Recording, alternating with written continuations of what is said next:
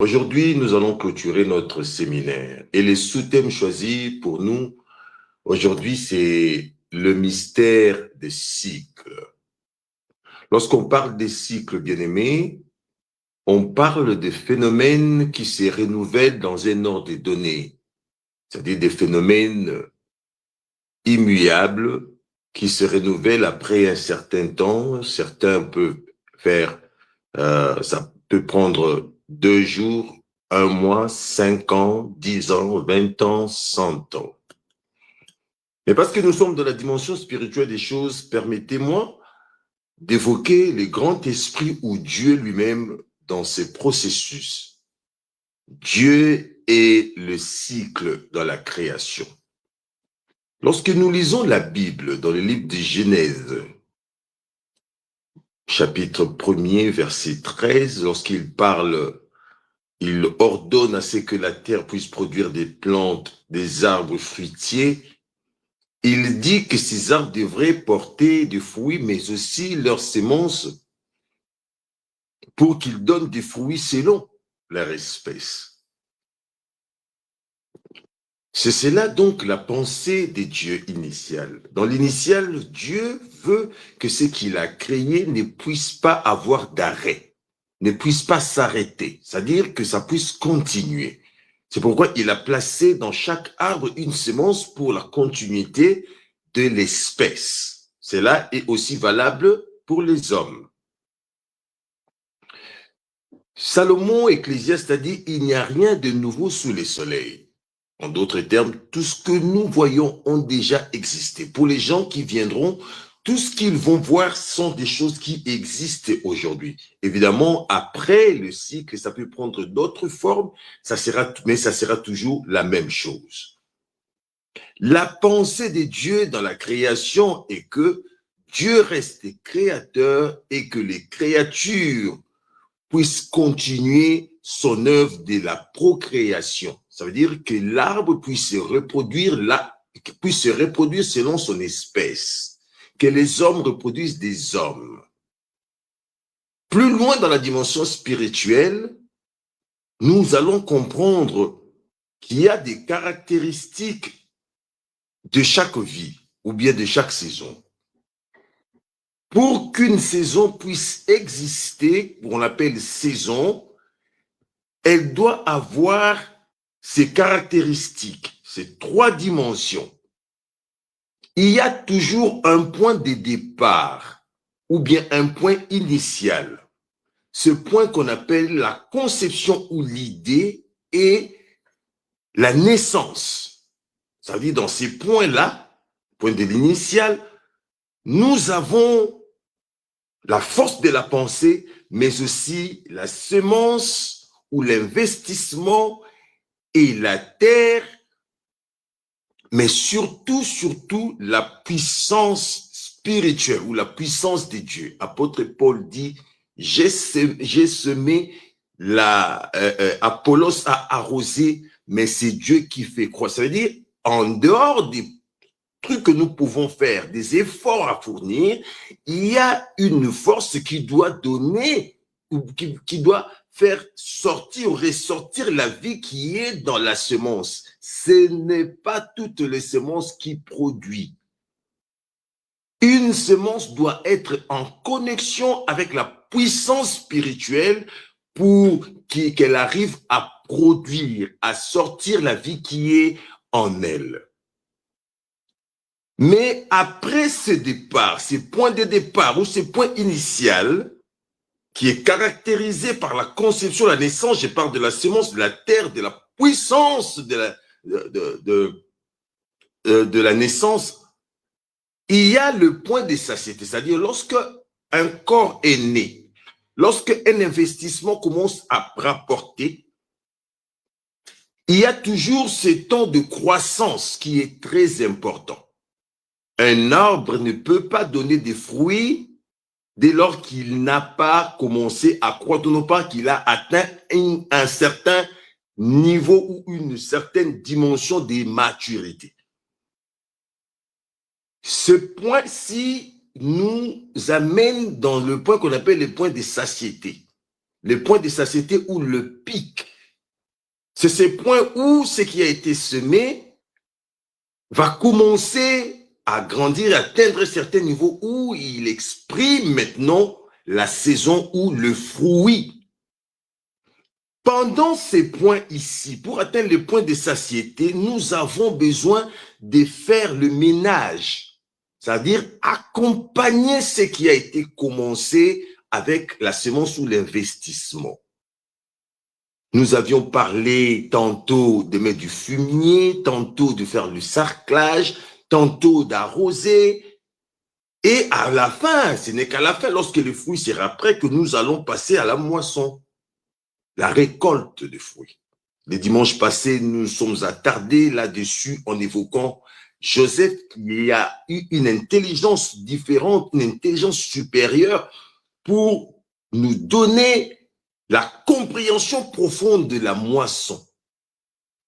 Et lorsque la moisson arrive à son terme, c'est-à-dire que le fruit est déjà là et on atteint le point de satiété ou le temps où nous sommes appelés à enlever le fruit de l'arbre ou à jouir de notre investissement, à bénéficier de ce que nous avons commencé. Après cela vient un point qu'on appelle le point de chute ou la mort.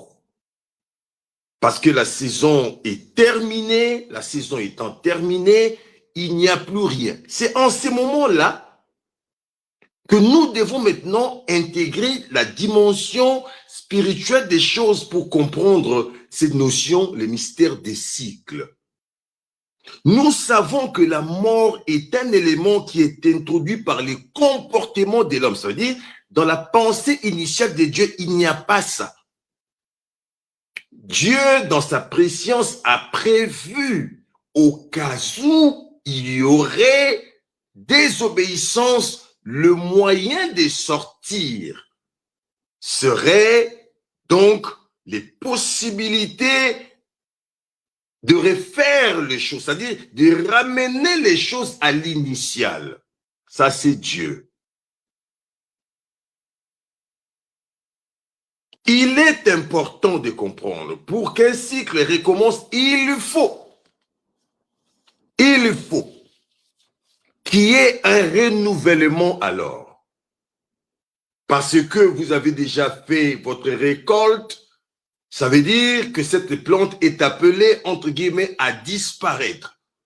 Mais ce qui fait que la plante ne puisse pas disparaître, mais reproduisent de nouveau le fruit, c'est le processus de renouvellement. Ce processus se fait via les racines. Je voudrais introduire dans la vie de quelqu'un la dimension de l'enracinement des choses. Les choses ou les plantes qui n'ont pas des racines bien fixées au sol sont généralement des plantes qui produisent rapidement et qui meurent rapidement. Souvenez-vous des Jonas. Dans le désert, Dieu a fait pousser pendant qu'il faisait chaud un ricin et ces plantes a produit l'ombre et Jonas est venu se reposer sur l'ombre. Vous connaissez certainement l'histoire. Et cette plante-là, le même jour, Dieu a fait pousser, c'est le même jour que cette plante-là est partie morte. Et Jonas était furieux. Je ne voudrais pas que nos vies, que nous soyons des gens qui deviennent furieux chaque fois parce que nos plantes, je parle de mes plantes à moi, qui ont produit hier, qui produisent aujourd'hui, ne soient pas à mesure de produire demain. Quelles donc formes de plantes que nous avons besoin pour que nous puissions nous reposer pendant longtemps, c'est-à-dire la pensée même de l'éternité dans l'investissement que nous faisons. L'enracinement des arbres. Les arbres résistent par rapport en fonction de leurs racines.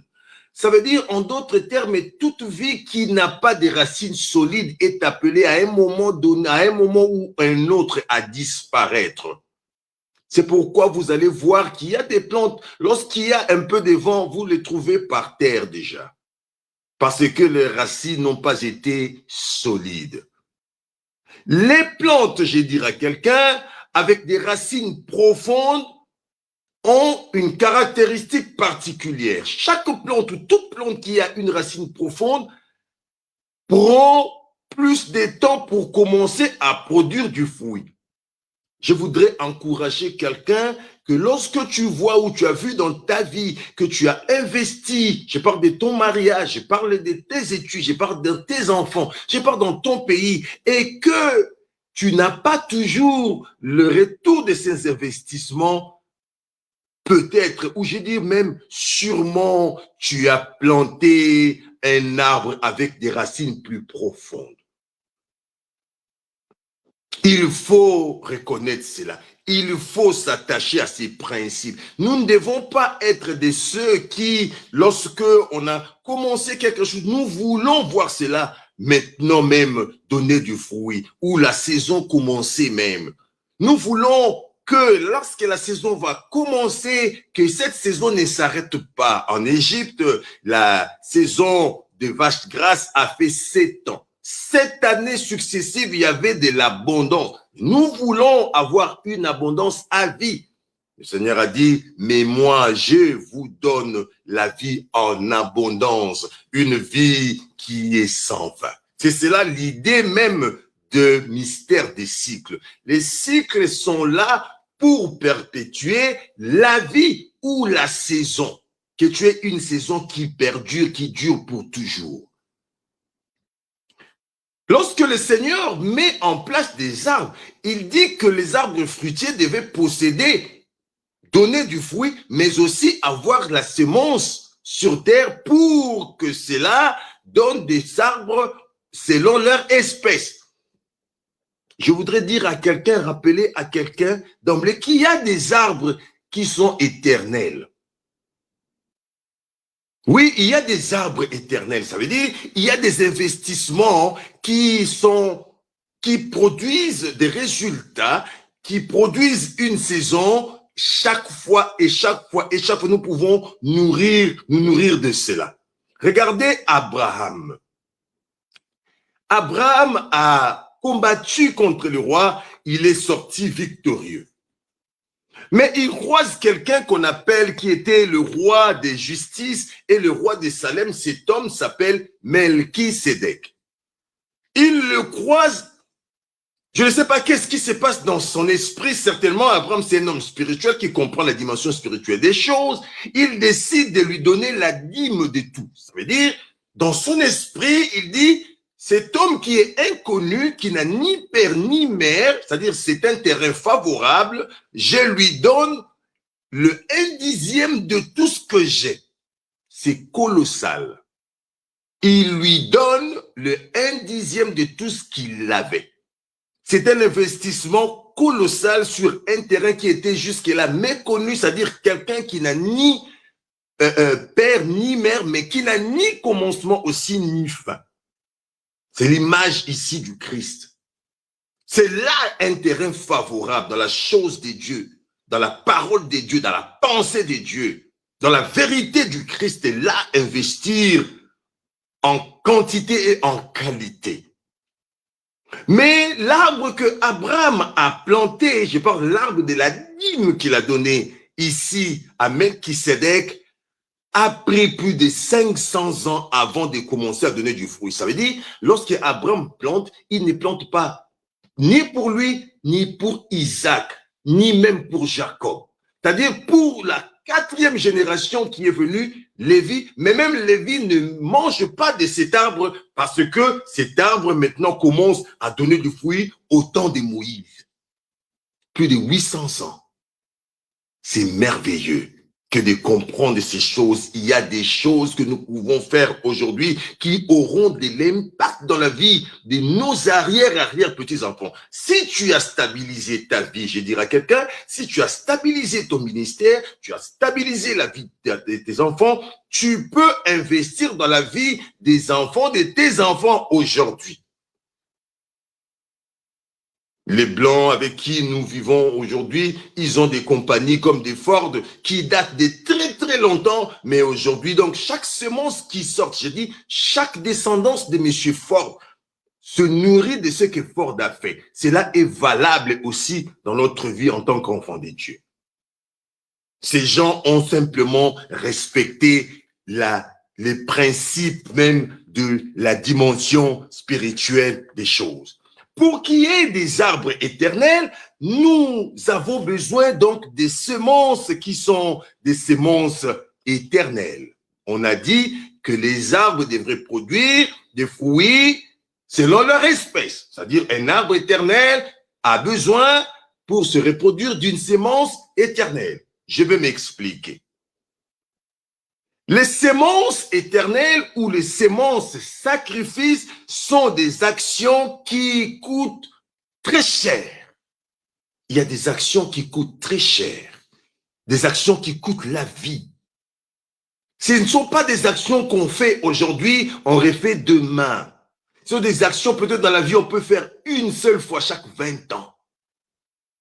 Elles sont difficilement réplicables. Tu ne peux pas répéter ça. Ce ne sont pas des actions qu'on répète tout le temps. Ce ne sont pas des arbres qu'on plante tout le temps. Une fois dans ta vie, tu dois planter, tu dois semer ou planter un arbre éternel. Quelque chose qui te coûte très cher. David voulait construire un temple pour l'Éternel bien-aimé. Et il y a le roi Oman qui était là, il dit à David, mais ici, dans mon territoire, choisis-toi un coin et voilà, je te donne, tu peux bâtir le temple de Dieu. David dit non, je n'offrirai pas à l'Éternel quelque chose qui ne m'a rien coûté. C'est-à-dire, dans la perception de David, il sait qu'un arbre éternel a besoin d'une semence sacrifice. Je parle de semences sacrifice. Ce n'est pas quelque chose que tu fais tout le temps. Peut-être une fois la vie. David dit, donne-moi le prix de ces terrains. Donne-le de tout ton cœur. Je veux que ça m'écoute. Évitons des choses gratuites. Évitons tout ce qui est gratuit. Parce que ils ne produisent pas des arbres éternels généralement. David refuse de construire un temple à l'Éternel sur un terrain gratuit. Son grand-père, le patriarche Abraham, le Seigneur dit, j'ai vu ce que tu as fait.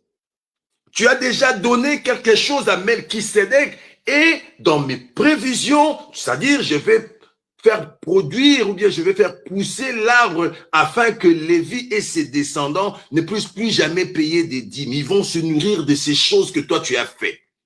Abraham, dans sa subconscience, dans son esprit, pouvait comprendre ces choses.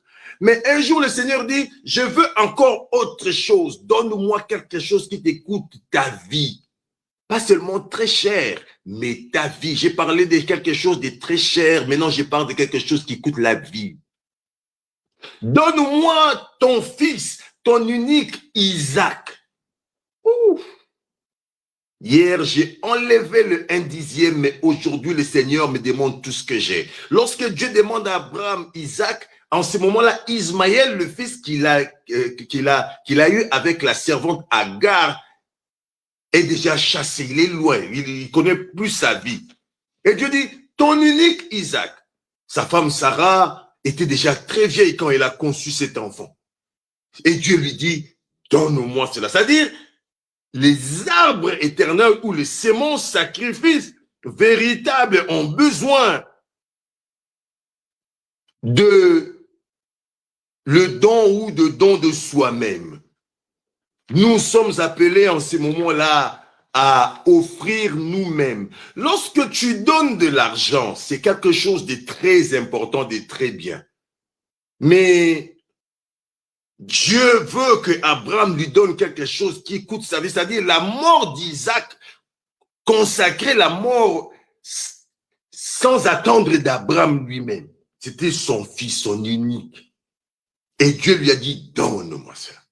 Et l'exemple de Dieu lui-même pour construire l'arbre sous lequel nous nous abritons aujourd'hui tous, il a donné son fils unique, Jésus.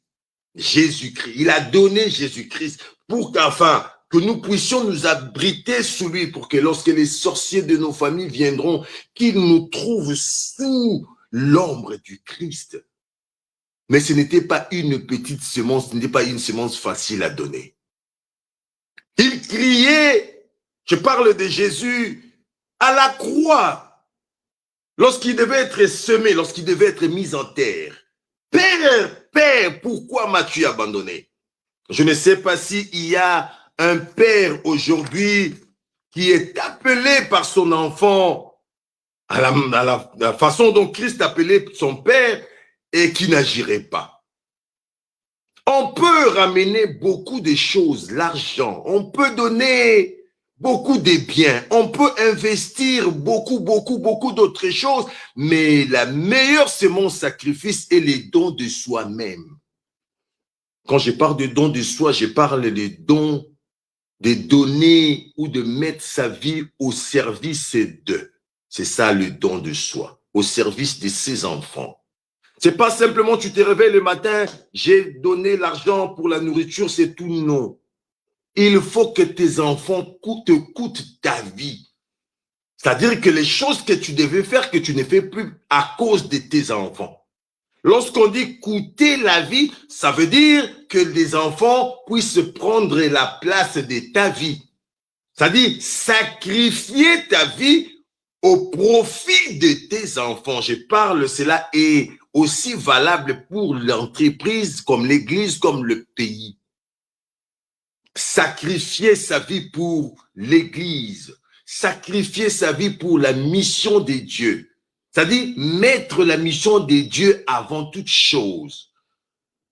Mettre le pays avant toute chose. Et Christ dans ce domaine est le modèle parfait. Donne un amen à Dieu. Christ est le modèle parfait. Il s'est donné lui-même, il s'est donné. Il n'est pas comme nous sommes des mortels comme ça. On sait que même si on ne se donne pas un jour, on va mourir. Mais lui s'est donné lui-même. Il s'est donné lui-même, excusez-moi, il s'est donné lui-même pour nous. Il s'est donné, il a donné sa vie. Et ces principes sont valables en bien comme en mal. En bien comme en mal, les principes restent valables. Mettre sa vie au service de l'autre. La meilleure sémence, la meilleure des sémences sacrifice est le don de soi. Le don de soi, ça veut dire aussi, en d'autres termes, la mort en soi-même. Tu ne peux pas te donner et ne pas expérimenter la mort. Ça veut dire que tes sensations, tout ce qui compte pour toi, c'est seulement l'autre. C'est seulement l'autre pour qui tu investis.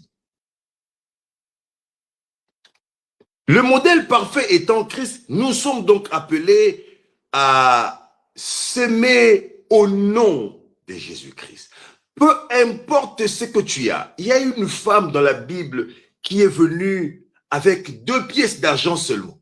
Et le Seigneur dit, donc parmi tous ceux qui ont déposé l'argent ici d'offrande, cette femme a mis plus que tous, parce qu'il a mis avec tout son cœur. Les exemples sont légion. Il y a Marie de Magdala qui est venue avec un parfum. Il a brisé le vase d'albâtre et donné le parfum. Il a oint le pied de Jésus. Des choses éternelles qui se disent, le Seigneur dit, chaque fois qu'on parlera de la bonne nouvelle, on mentionnera ton nom parce que le geste était fort, le prix était grand. Il avait donné la qualité et non la quantité. La qualité et non la quantité. C'est-à-dire, pour qu'un cycle, ça veut dire c'est quelque chose qui est appelé à se répéter, puisse prendre fin. Il faut que la valeur initiale de la sémence qui était mise à terre devienne 0. Ça, c'est le mathématique. Parce que ce qui est mis à terre, qui s'est transformé en racine, qui porte le tronc et tout ce qui est attaché, si cela devient 0, l'arbre n'a plus de sens, il n'y aura plus d'autres saisons. En d'autres termes, lorsque les potentiels et les énergies spirituelles initiales sont épuisées, le cycle aussi s'arrête. Souvenez-vous de cette femme qui était la femme de la défunte de fils des prophètes.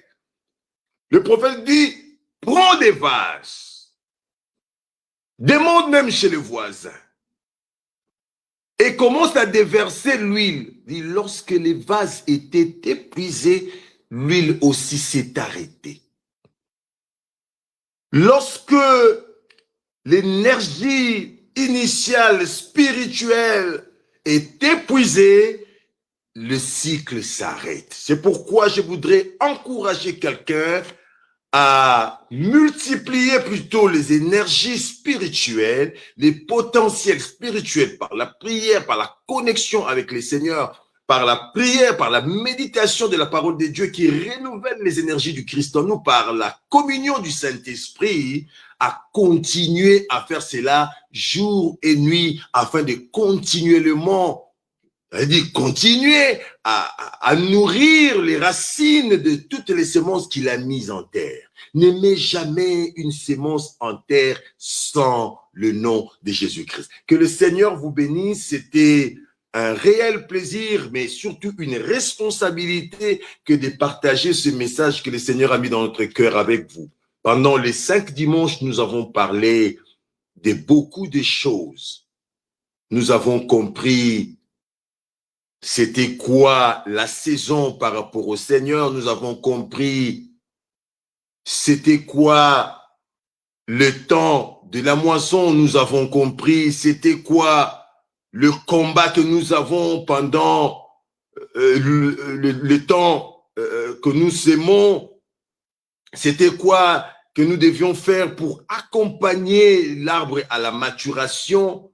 Et aujourd'hui, nous avons vu comment ou qu'est-ce que nous pouvons faire pour que la bonne saison ne s'arrête pas. Je parle de la bonne saison, de ta saison. Si tu veux que ta saison continue avec tes enfants, avec les enfants de tes enfants, voilà les choses que tu devais faire.